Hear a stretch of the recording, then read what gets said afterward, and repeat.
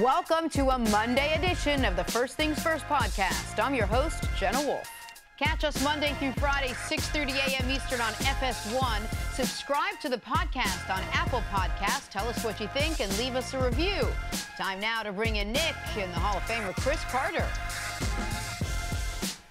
It's been continuing to make headlines, sports and otherwise, 2 days after President Trump criticized NFL players for kneeling during the national anthem. Teams across the league united in protest on Sunday. Many took a knee, including more than 30 members of the Denver Broncos. Others stood arms locked with owners and coaches. Entire teams, the Steelers, Titans, and Seahawks, skipped the anthem altogether, never came out of the tunnel. And others simply decided to sit, including almost the entire Raiders roster before Sunday Night Football. Here's some reaction now from around the league. We felt like President Trump's speech was an assault, on our most cherished right, freedom of speech. And collectively, we felt like we had to, do something for this game. Tragedy in our country that we have to sit here and still have these discussions. I know for a fact that I'm no son of a and I plan on continuing forward and doing whatever I can from my position to, promote the equality that's needed in this country. We will not be divided by this. We got a group of men in there, man, that come from different socioeconomic backgrounds, races, creed, ethnicities, and religions, and so forth. That's football. That's a lot of team sports. But because of our position, we get drugged into to be quite honest with you. And so some have opinions, some don't. We wanted to protect those that don't. We wanted to protect those that do. We came here to play a football game today, and that was our intentions. It's no surprise. This is a very, very passionate issue.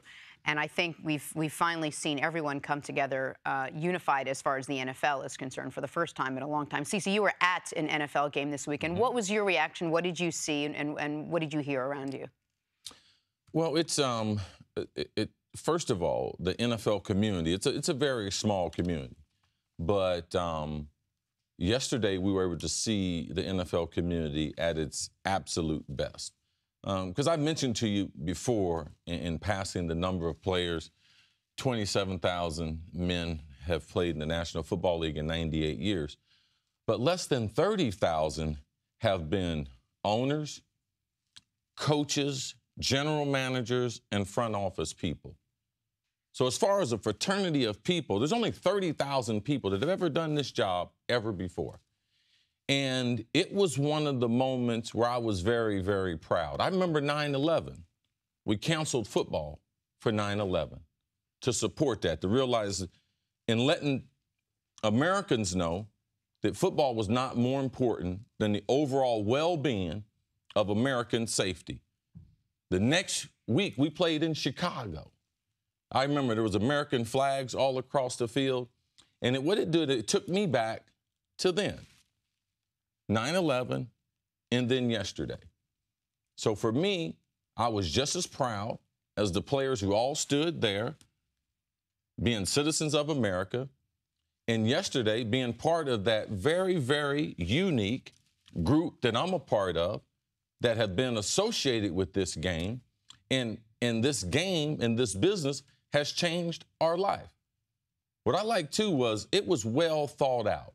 Because there was a lot of players, and it's just the way it is, they didn't have an opinion.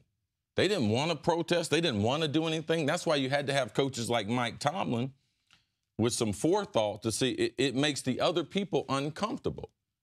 So it was awesome to see. I was in Philadelphia, and it was a number of different displays, but the display of unity, not only on the field, but what we saw from the Players Association to the NFL, to me, that was refreshing to see because this has been a great business. It's been a great business for a lot of people. And to see them come together, actually what the president did, he united a protest and made it even stronger because it was starting to fizzle out until he had said something. You mentioned the president. I am not going to engage on what the president did. I'm not going to engage on the absurdity that we just ran a clip where a player quotes the president of the United States and we felt we needed to bleep it. I'm not going to engage on the absurdity that the day after the president was inaugurated, via his favorite form of communication, Twitter, he tweeted his resolute regard and support of peaceful protests, of which this is as peaceful as it gets. What I will engage on is what is actually happening. Because I can't walk past a television screen, news or sports, without seeing this on the bottom line. NFL players protest anthem. It is amazing to get a fact error in a 4-word headline. When people march, they are not protesting traffic. The players have been uniform that they are using the anthem as a vehicle to protest inequality, police brutality, and racial injustice. And this story by the president and others, many well before the president ever chimed in, has been hijacked to making it about the anthem, when in reality, the anthem was always just the vehicle. And I want to remind people how this went. Colin Kaepernick was sitting. He wasn't kneeling. He was sitting. Why did he start to kneel? Because he got with a Navy SEAL, Nate Boyer, talked with Nate Boyer. Mm-hmm. Nate Boyer, who sacrificed as much as anyone can for this country without giving their life or limb, talked with him. Nate Boyer says he respects Cap and says, hey, it would sit better with us if you would kneel. Cap said, no problem. I can still get my point across. Every time Cap was asked about this, and any player I've heard asked about this, I have not heard one soundbite of a player being anti-military, of a player outwardly attacking the fundamentals of what this country is supposed to be. This is a protest about whether or not the country has fulfilled its promise of equal protection under the law to all of its citizenry. And that conversation is one no one wants to have. That conversation is uncomfortable for people. So people literally drape themselves in the flag as a defense of it, forgetting the fact that if we really want to get down to it, if you actually read the U.S. flag code, holding a flag horizontally, laying down, is listed as disrespect. Not standing for the anthem is not. Wearing any type of flag clothing is listed as disrespect. Not standing for the anthem is not. But we have perverted the discussion into an easy one to get to one of America's favorite old hobby horses, which is why aren't those black folks more grateful for what they got? And that's what we saw Friday night, and that's what the NFL responded to, and I agree with you, Chris. I was surprised how strong the owners came out, some with somewhat weak messages, but a lot of these owners gave the president $1 million or more. Yes. And they came out and said, you can't curse our players. And then as an aside, be like, and you know what? The other thing that's wrong with football, not dangerous enough. Like that, I mean, that's being thrown aside, but that was part of it as well. And so, yeah, the NFL did a good job. I just wish people remembered what this was about.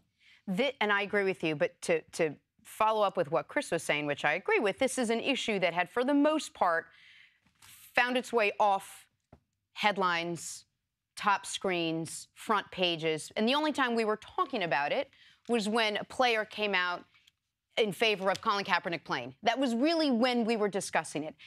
Now the president has come out and he's comes out and he makes these statements and unifying the NFL, which is, I think, the opposite of what he wanted to do. And the irony is so blatant. The irony of how he wanted players to stop kneeling, and all he did was completely unify them. I mean, he thought that he was going to come out and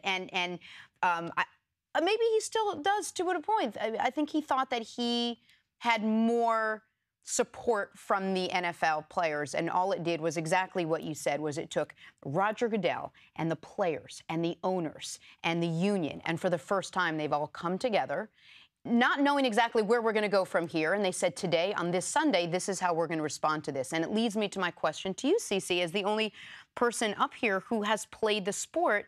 If you were still playing, have you given thought to how you would respond and what you would do? If I was challenged by the president I would have responded. Absolutely. I would have responded. And there's no way I would have let my brothers, being a leader, there's no way I would have let them take all that heat. Yeah, it would have been my pleasure to represent the National Football League and its players the same way I have since 1987 when the Philadelphia Eagles gave me my first job and only job, as I would say. So yes, how I would have done it and everything, I don't know that, but I would have been a part of the solution compared to people thinking that taking a knee or being locked in arms is part of the problem. And I just, before we move on, and I know we're going to talk about this later, I'd just like to say one thing to the people watching. We don't want to talk about this. Like, we ideally, honestly, I promise you, would like to use a phrase on Twitter, stick to sports. The 1 p.m. games yesterday Fantastic. Was as good of a finish. It was exactly what the league needed. This is not what we know. This isn't what people tune to FS1 for or any sports network for. People, we know that sports are for a lot of people an escape. And this is to me another. I have very strong political opinions. I keep them mostly to myself. I'm engaged politically. I like to feel I'm well-read politically. The three of us off the air have these types of discussions, but we know it's not what you're here for. But when the president, within 12 hours, blanket statement, calls dozens of successful, responsible, almost exclusively black players SOBs, then says, oh yeah, the game should be more dangerous. And then the next morning, almost as a dessert to the whole thing, is like, Steph Curry, you can't break up with me, I break up with you. We can't. We are not talking about sports without talking about this. And listen, I say this from a place of extreme privilege. Like, that's where some of my anger comes from. Like, this isn't what we're here for. But we have, and one thing that people said yesterday is sports is a unifier. And damn, man, there is nothing in this country that it seems like most people agree on. It's like 45, and then 10 that's like, I don't know, I've never heard of this. And the one thing I thought was sports. And nah, man, we got to draw a line there too. Who you with? What side you on? You going to be for the NFL or against the NFL? You're going to be for the NBA players or against the NBA players? Pick a side. Because we got to do that with everything. Does this last now? I mean, do you have any idea of what we're going to see next week? Is this something that's going to go on all season, in your opinion?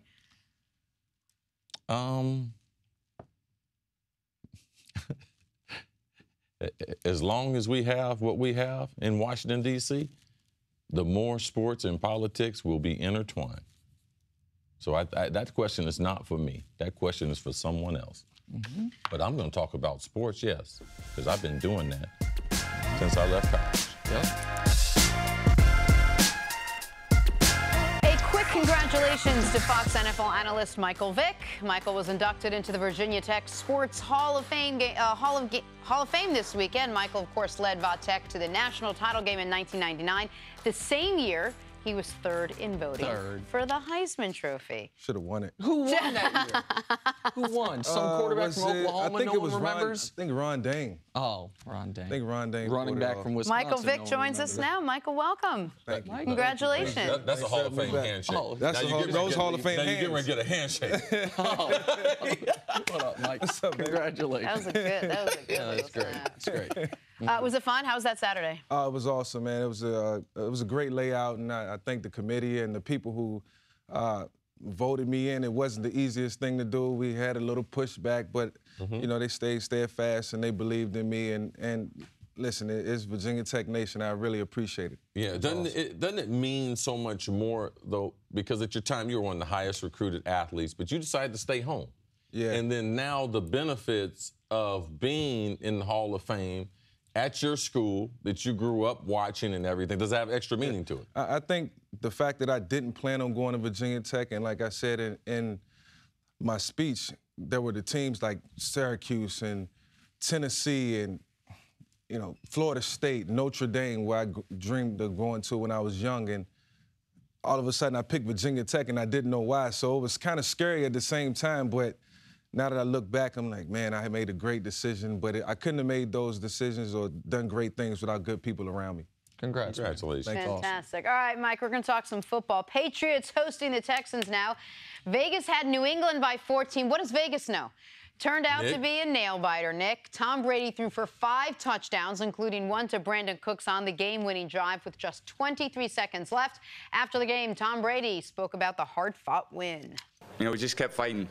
That was the most important thing. So, we were in this stadium a couple weeks ago. We talked a lot about that, playing 4 quarters and, playing all the way down to the last minute. And we needed it today. It's a real good football team. I thought they played really well. And it was just a great win for our team.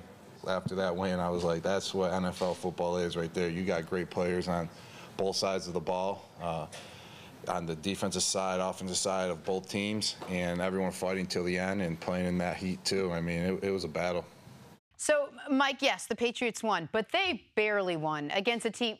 Vegas had, 14-point favorites. Should they be concerned, encouraged, or discouraged by this win?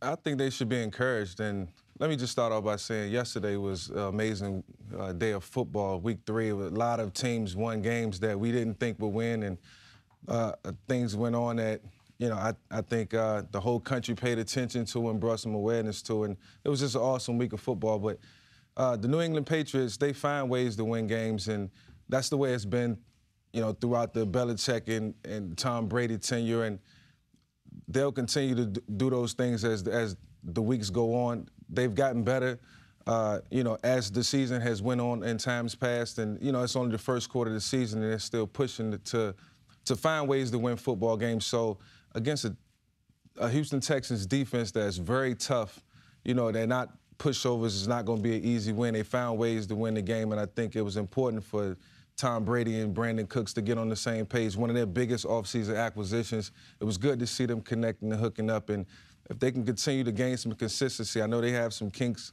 and some chinks in the arm on defense, some guys hurt that they need to get back, but they always find a way to make it right. New England has more ways to win games than any team we've seen, but I think that we just have to change what we're looking at and realize that New England at this point is going to rely on Tom Brady more than any other point in his career. All right? He's one of the greatest players we've ever seen, but the way the team is constructed, all right, not a dominant running back. They don't have one running back they're going to give the ball to 12 times a game. Yeah. They're going to give 5 here, 4 here. They're going to throw the ball around, but you're not going to see one running back dominate carries. You're not going to see a running back run for 100 yards. So in looking at New England, the things I'm concerned about their defense. I'm concerned about how a rookie quarterback made their defense look. I'm concerned about their lack of a pass rush, all right? That's going to hurt them. I know this team is going to change. All wins in the NFL are very, very difficult. So Tom Brady, yes, I'm encouraged to see him playing at the level he's playing at 40 because I work with a person who told me if you're over 40, man, you're washed up. So I didn't say washed up. I didn't say washed up. So I'm pulling for Tom Brady every week because he said he's going to fall apart like a 37 Chevy. And listen, all props to Tom Brady. Back-to-back weeks, he's been excellent. Absolutely excellent against a bad Saints defense, and then what people think is a good Texans defense. So there's no asterisks on this one for the defense he was facing. Got a real pass rush. They're supposed to have a good secondary. Didn't see it yesterday. I assume that's because Brady was so good. Brady's been excellent the last 2 weeks. My concerns about Brady come week 10, 11, 12, and we'll see. But my concerns about the New England Patriots as a whole, those were very well founded. Yesterday's game, best evidence of it. Can we show the back-to-back plays in the fourth quarter with a minute left where the Patriots, it was out of their hands if they were going to win or lose. That is a loose ball fumble. If the Texans get that ball, the game is over. On the very next play, Brady chucks it up deep. That's intercepted. Dropped. Either of those plays that are out. He has it, CC. He's playing on defense for a reason. Okay, that's fine. That would have been a hell of a catch. Okay, that's fine. But either of those plays that are the game is out of New England's hand. Yes. The moment the ball leaves Brady's hands, both times, if they go, either one of them goes the other way, we are sitting here this morning sounding the damn alarm about the Patriots. So it can't be we are this close from sounding the alarm to now we're just like, oh, it's all good because Brady was excellent. The Patriots came into this season having won 87 in a row when they lead at the half, 105 in a row when they lead it after 3. Week 1, they snapped that streak, and last night, or yesterday afternoon, they were this close to having it be 2 in a row, snapping that streak. That's not good. That's worry signs, even though, Mike, they got away with it. Yeah. I've always been optimistic with the New England Patriots. As the season goes on, I always thought they'd just get better and better. And you have the mastermind of Tom Brady and Belichick together. I can't bet against them. I think that they'll find ways to win games. The defense will find ways to win games. And yes, it's going to be tough. And it's only the first quarter of the season, and we got to give them credit for that. But the thing is to continue to push and get better week in and week out. And if they can do that and stay consistent, they'll compete in this division for another title. But a huge confidence builder for Deshaun Watson and the Texans. Absolutely. He played great. He played great. Better than the numbers say, because he threw a pick on the very last play of the game where it was just a Hail Mary. He played around the board. Odell Beckham returned to form, catching 9 passes for 79 yards and 2 touchdowns, and 1 off-putting touchdown celebration we'll discuss later. Wasn't enough. The Giants fell to 0-3. They lost 27-24 on what was seemingly the play of the week and a 61-yard field goal as time expired. Here's Giants head coach Ben McAdoo after the loss. A lot of guys are disappointed right now, and rightfully so. The game continues to teach us tough lessons that we have to learn from in a hurry and fix. Nick, no one thought the Giants would be 0-3 at this point in the season. I don't know if it's fair to say this is a lost season for them or not, but you have to be concerned at this point. Concerned, yes. Is this a lost season? No. Because it took them 10 quarters, but you finally saw the Giants that I was talking about before the year. Defense forced some turnovers. Keep Eli clean by quick passes and a full-strength Odell Beckham. And what do you know? In the second half, this team scores 24 points.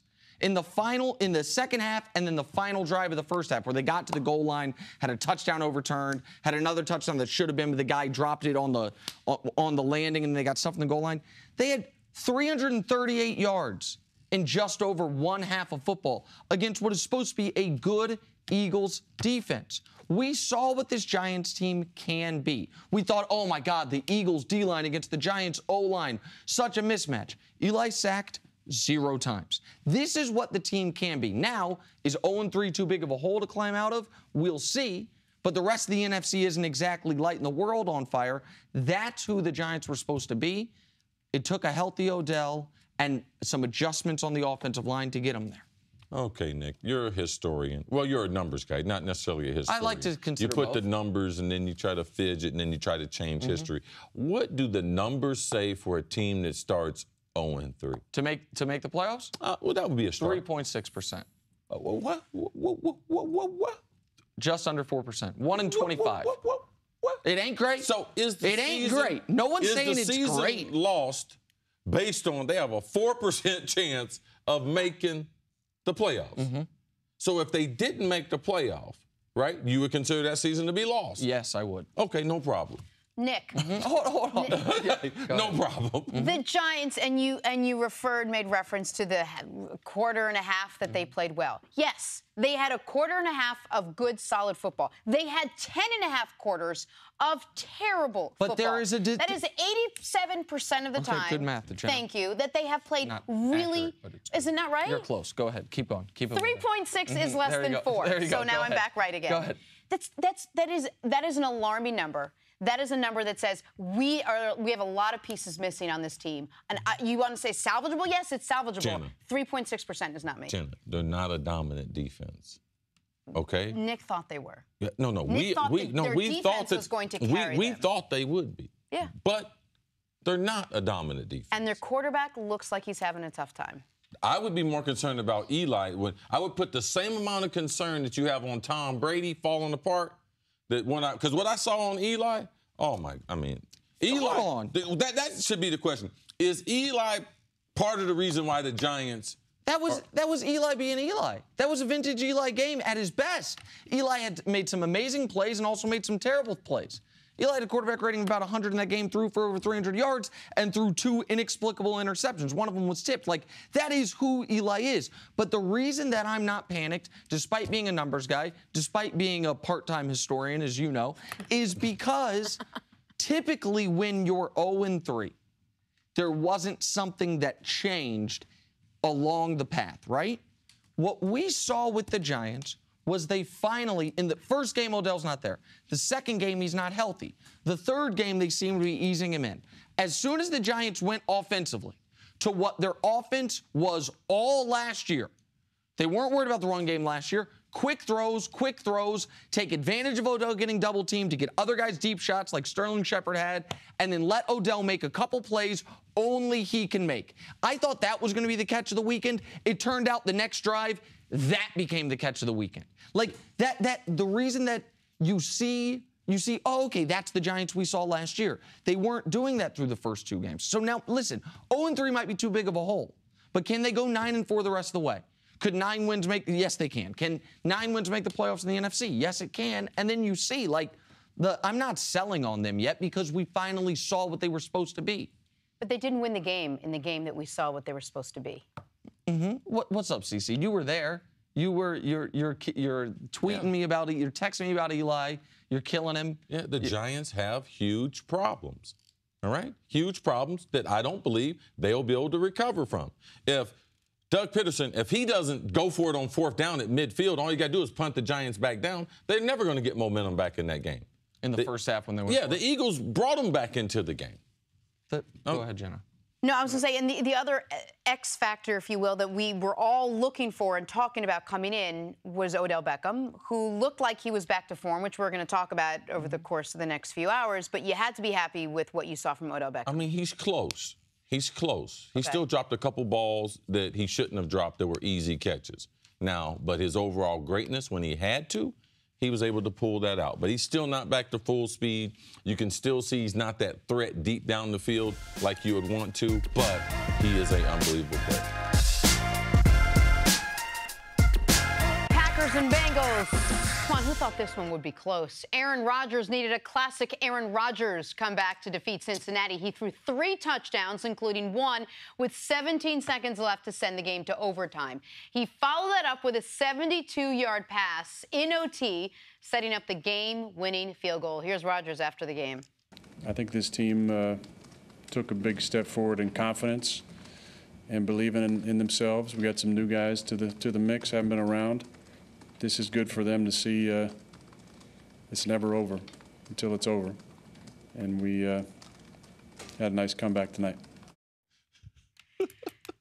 CC, why are you laughing? Why are you laughing, man? Aaron Rodgers said, we got a lot of good guys, new guys in there. You know, it's good for them. You know, it ain't good for me because this is what I do. Right. It's cute for them. It's cute. I mean, this is their first experience, so I'm glad to have them along for the ride. Should the Pack? I mean, look, as you always say, a win is a win. But the Packers feel good about this one, coming off this particular win. Well, this is the Packers. I mean, the Packers aren't overly talented, but they have the most talented quarterback of all time. I mean, that's the only difference in this game. There's nothing pretty about this game. And they've been doing this for several years. They're just, I mean, if Aaron Rodgers is not on this team is a 5-11 football team. At best. I mean, like, now they've done a great job with the quarterback over the last 30 years, 25 years with Favre to Rodgers. But if they hadn't done that, I mean, that's what the talent level of this team is. Left tackle, Brian Bulaga goes into the game banged up, ends up getting knocked out of the game. So Aaron, he don't have his frontline offensive lineman in there. He's got receivers coming in out the lineup. He doesn't have a running game. I mean, this is Aaron Rodgers at his absolute best. Because he has to be. I laugh not because of the soundbite, just because, like, when I watch Aaron Rodgers play, it's like I'm smiling out loud when I'm laughing. Like, I'm just so thrilled that this exists in our sports world. Do you know who led them in receiving yesterday? Dude named Geronimo Allison. He became the 13th different player to lead the Packers in receiving since they won the Super Bowl. None of those guys were first-round picks. 4 second-rounders have done it. You're talking about leading receiver for the game. For the game, yeah. Wow. 13 guys. Major inconsistency. I mean, Jarrett Boykin, he was undrafted. He's led him in receiving for a game. Tom Crabtree, like the 7th best Crabtree in NFL history. He's led them in receiving for a game. Now Geronimo Allison has led to go along with the list of Jeff Janis, who I don't know, but Aaron Rodgers gave him a 100-yard game. It's just remarkable. And we saw again yesterday, Jenna, the single most devastating play in sports. It is not LeBron James going to his left. It is not Rob Gronkowski up the seam. It is right there, the Aaron Rodgers free play. It was the game-deciding play right there, the Aaron Rodgers free play. Since it's 29 times, or 29 completions, an average of 30 yards per attempt and 12 touchdowns on the free play. It's unbelievable. As long as Aaron Rodgers is playing for the Packers are in it. They just are. And so we can't have this discussion of, well, if the Packers didn't have Aaron Rodgers, they'd be a 5-11 team, because they do have him, and he does as much as he possibly can. He really does. And that's why this morning when we were talking about this, I said, this doesn't feel like a comfortable win. This doesn't feel like a win for them, that they went into the locker room afterwards and they were like, woo! Well, no, because they escaped. We killed it. They escaped. And so I guess my question to you as a former player, when you come off a win like this, does it give you, like, pause for concern? Hey, we got to really make some changes, or we got to do something, or that's not momentum for us going into next week. I mean, what is the mood like? I mean, the other players will look at the film. Yes, they will analyze it, but you have to realize marginal players don't have great expectations on their ability. Marginal players just want to play marginally, and so the superstars can win the game. I mean, the locker room in Green Bay was the same at New England. Ooh, I'm glad you're on my team. Oh, number 12. See, I disagree with you there, because New England believes, and they are preached, that it is not one guy. New England, I think, went in that locker room like, man. Listen, okay, let me tell you about New England players. They love having Tom Brady. Oh, of course. Regardless what the coach says. No. They do know if we keep the game close, we do have a guy. No doubt. I'm not doubting that. But I think New England, I think the Packers understand more so than any other team in the league. We are one dude. We are, Jenna, you're right that it's, what's the point of removing Aaron Rodgers when he's not going to be removed unless he gets hurt? I just look at it as there's a bit of a disservice being done to Aaron Rodgers by management and the team they've put around him, and he is just the, as you would put it, deodorant for all of that. Because, I mean, Cincinnati, people are talking about the Packers' comeback. How about the fact Cincinnati hadn't scored a touchdown? Cincinnati hadn't led all season. And then all of a sudden, they go into, they go on the road into Lambeau, a place you told me so hard to play, and they look like the Cincinnati team they thought they were going to be at the beginning of the year. Potent offense, be able to hold you down a little defensively, and then Aaron Rodgers brought them back. He's the only guy in the league that if they're down 7 on the final drive, I'm like, well, obviously they're going to tie. We're back with Moose Johnston for a Monday Night Football preview. The Cowboys are in Arizona trying to bounce back from last week's ugly loss to the Broncos. Moose, we spent all week talking about Zeke's lack of effort and Dak's struggles. What do you expect from the Cowboys tonight? And before you answer, can I just say it, because this is live television, something's wrong with my IFB. So if someone could just fix that, I don't have to hear a ton of other people while I'm trying to talk to Moose. Thank you very much. We're keeping it real. Ooh, it's so loud. Fantastic. Yeah. I love the honesty. Oh, nothing if not honest. This is not working. Yeah, just saying. In my ear. Let's talk about the Cowboys tonight, because we talked all week about Zeke. We talked all week about Dak. We talked about how this team played last week. A lot of eyes watching them tonight. It's not about Zeke. It's not about Dak. It's about those 5 guys up front who got their butts kicked by the Denver Broncos. But you're the first person to really mention the offensive line. They got their butts kicked last week. They got whooped. Yeah, so there was really nowhere to run. There was not a lot of protection. I've never seen that group get handled that way before. So I really expect them to come out and play well on the offensive line. Arizona is an undersized defense. They're fast. They're athletic. They've got two good guys coming off the edge in Chandler Jones and Marcus Golden. Inside, there's a little bit of beef there. But I really think the key to the game tonight will be that group of five really kind of saying, that was not us last week. Similar to what we saw with Oakland against Washington. And Oakland is supposed to be one of the other good offensive lines in the league, and they got beat up last night. Right. I'm going to go to another group that I'm really looking at, and that's the front seven of Arizona. Because if they don't play an outstanding game, because Dallas is trying to jam that thing down their throat. Mm-hmm. Like, there is no doubt what they're getting off the bus, what they're trying to do. Then, if they're able to accomplish that, because I know Patrick Peterson, he probably feels pretty good about his matchup on Dez. Mm-hmm. All right? So, as Arizona's ability to be able to play man-to-man, put a bunch of people in the box, and can they get penetration into the backfield? Because that is the recipe to beating Dallas. You said the emphasis on the offensive line. Also, that defensive line of Arizona, I'm looking forward to watching this battle tonight. I'm glad you mentioned Patrick Peterson and Dez. This is a game that I expect the Cowboys to be able to win. I think Carson Palmer is disintegrating in front of us. Like, I think we've seen Carson Palmer start to deteriorate from near MVP 2 years ago to okay last year to, oh, goodness, what's going on this year? There's an announcement on the horizon. Right. We'll see. We'll see if that continues. I think Dallas can win this game without a big game from Dez Bryant. But we talked last week about the X factor, Dez Bryant, actually being the X factor for the Cowboys. We think we know what we're getting from the offensive line, the Denver game notwithstanding. Mm-hmm. We know what we're getting from Ezekiel Elliott, the Denver game notwithstanding. We've seen this Cowboys team operate with Dak Prescott playing at damn near full capacity as he did his rookie season. The one extra gear they have is if Dez Bryant gets back to being what he was not that long ago, which is a universally regarded top 5 receiver. And Dez in week 1 had to go up against Janoris Jenkins. Lost that battle. In week 2, he had to go up against Aqib Talib. Lost that battle. Week 3, don't get no easier, man. You go up against Patrick Peterson. But the great players, when they go up against great players, got to win those sometimes. Don't have to win them every time, but you got to win those battles sometime. This is another chance for Dez to say, hey, I'm not going to take advantage of some sorry secondary.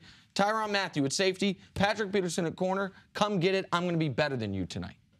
I think it comes down to the third guy, because I think it's Patrick Peterson, Dez Bryant, and I'll defer to you to tell me who of the three, Janoris Jenkins, Aqib Talib, or Patrick Peterson, is the best. Then Tyrann Mathieu, I think, goes to Cole Beasley, because he has the ability to lock down him and move and start, stop, change the direction. I think it's Bryce Butler or Terrence Williams on Justin Bethel. That's where the game is going to be shifted on the offense for Dallas. You and I talked about off the air, and people, there's a lot of credit to go around for your Dallas teams that had success. But one person who very seldom ever got any credit, and the guy you love, Alvin Harper. Because you talk about take the top off of a defense, you need big plays in the modern game. All right? Offenses can't sustain drives that holding. It's just too hard to do with the lack of practice. I got that right, didn't I? Yeah, you got it. With the lack of practice and everything. So the big plays, Terrence Williams, can we get him involved in the offense? Because he's getting the best matchup you can have, one-on-one. You have to have an emphasis on the deep passing game if Dallas wants to be an elite offense. We just keep talking about Dez all the time, Dez. But maybe if we take the focus off Dez, and I mean, this team knows how to win without him being the focal point, can't they just give him a lesser role? And maybe that's naive of me. And then spend time setting up by running and then the roles are dispersed with the money, all right? You make a lot of money. If you're not winning, the money's changing. No. You make a lot of money. We expect a lot of work out of it. Is that how it goes? That's how it goes. Is that why you speak so much on the show? Well, a whole lot of money. But the point that Cris makes, like the money notwithstanding, it's not about, to me, and I know you guys might disagree with me on, hey, the season, it's 16 one-week season. You just got to get through your opponent. There are certain teams that have your weekly goal. and then also your bigger picture goal. The Jets just have a weekly goal. Like, let's get a win. And they got it this week. Good for them. Shout out to the Jets. The Cowboys have a weekly goal. And also, what can we do to make sure in January, when we're in the playoffs, it doesn't end like last year with some disappointment? Now, they played really well in that game, but where it ends in disappointment. And for the Cowboys to be a team where it doesn't end in disappointment, Dez is going to have to be a huge part of that. He doesn't have to be a huge part of beating the Cardinals, who I don't think are very good. But for them, I can't see the Cowboys getting one of those things on Moose's finger without Dez having a real bounce-back season. Without a doubt. And the chemistry between he and Dak continuing to grow. That's the big thing right now. And we talked about this when I was here last week, the targeting. When he targets Dez, what the production is. It's not where it is with other ones. The interceptions are a little bit more. So they've got to get that chemistry built. And like you're saying, it's the progression of the offense. It can't just be a shot down the field. Dak's got to go through progression. And when Dez has the opportunity to win, he has to win and make some plays to start building that confidence. Thank you for listening to the First Things First podcast. Remember, leave us a review and tell us what you think. Subscribe to the podcast on Apple Podcasts and catch us on FS1 Monday through Friday, 6:30 a.m. Eastern on FS1. For Cris Carter and Nick Wright, I'm Jenna Wolfe. So long, everybody.